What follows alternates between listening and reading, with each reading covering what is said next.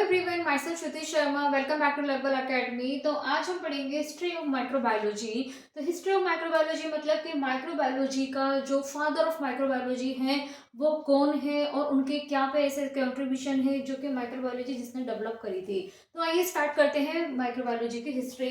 तो सबसे पहले जो एंटनी वॉन ल्यूवेनहॉक थे, तो एंटनी वॉन ल्यूवेनहॉक क्या थे? 1632 से 1723 में इनका फादर ऑफ माइक्रोबायोलॉजी, अगर एमसीक्यू में भी पूछा जाए कि फादर ऑफ माइक्रोबायोलॉजी कौन है, तो फादर ऑफ माइक्रोबायोलॉजी कौन आएंगे? Antony von Leeuwenhoek. इन्होंने क्या किया था कि बारिश की रेन में जब कोई छोटे छोटे जीव इनको दिखे थे, क्योंकि इनको लेंस बनाने का शौक था, तो ये क्या करते थे, ग्लास के टुकड़े कर करके उनके लेंस बनाते थे। जब वो लेंस बनाते थे तो पानी, बारिश के पानी में जब उन्हें अपने बनाए हुए लेंस से जब फर्स्ट टाइम जो जीव देखे थे उनको उन्होंने नाम दिया था एनिमल क्यूज के नाम से जाने जाते हैं वो जीव जिनको हम बोलते हैं एनिमल क्यूज। तो या तो क्वेश्चन आपका ये आ जाए कि एनिमल क्यूज क्या होते हैं और इनको किसने डिस्कवर किया था, तो किसका नाम आएगा? एंटनी वॉन ल्यूवेनहॉक का।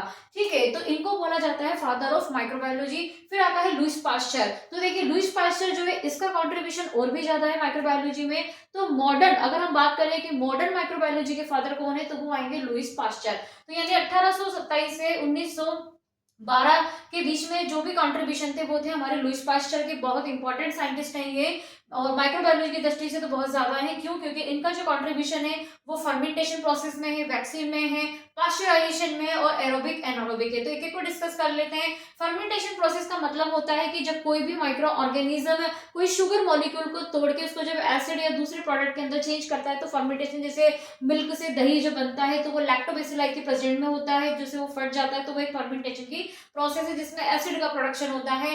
देन आता है वैक्सीन। तो वैक्सीन का निर्माण भी किसने किया था? लुईस पास्चर ने इसकी खोज करी थी।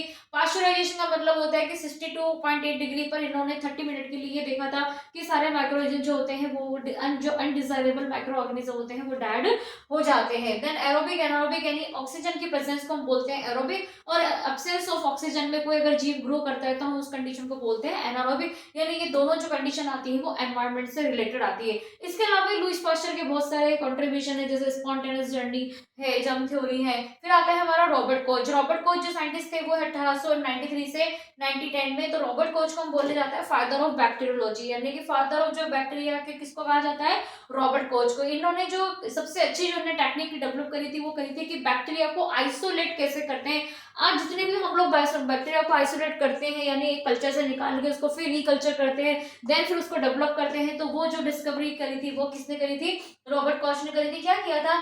एक एनिमल मान लो जिसको कि एंथ्रेक्स बेसिलाई की कोई डिजीज थी, एनिमल को उसने क्या करा, वो उस डिजीज से मर गया एनिमल, जो डेड एनिमल से उसने उसको निकाला, आइसोलेट किया ऑर्गेनिज्म को, फिर उसने उसका कल्चर प्रिपेयर किया। कल्चर करने के बाद उसने लिया एक हेल्दी एनिमल, जैसे चूहा ले लिया, कुछ भी ले लिया। अब वो जो कल्चर किया तो उसको वापस उसने रिकल्टिवेट उसके टिश्यू में कहाँ किया? हेल्दी वाले में किया। तो हेल्दी वाले में टिश्यू में जब उसको इनोकुलेट किया तो उसने क्या देखा? ये देखा कि उसके अंदर भी डिजीज प्रोड्यूस हो गई है, यानी कि जो एनिमल था वो अगर मर गया किसी चीज से तो उसके टिश्यू में ऐसी क्या चीज थी जिसकी वजह से हेल्दी एनिमल भी मर गया, डेड हो गया, तो उसके अंदर एंथ्रेक्स बेसिलाई जो बैक्टीरिया थे वो उसकी वजह से वो एनिमल मरा था, जो कि नए वाला एनिमल भी उससे मर गया। फिर आता है एडवर्ड जेनर। एडवर्ड जेनर था 1749। तो इसने किया था कि डिस्कवर टेक्निक ऑफ वैक्सीनेशन, यानी वैक्सीनेशन की अगर हम बात करें तो एडवर्ड जेनर को इसका कंट्रीब्यूशन माना जाता है।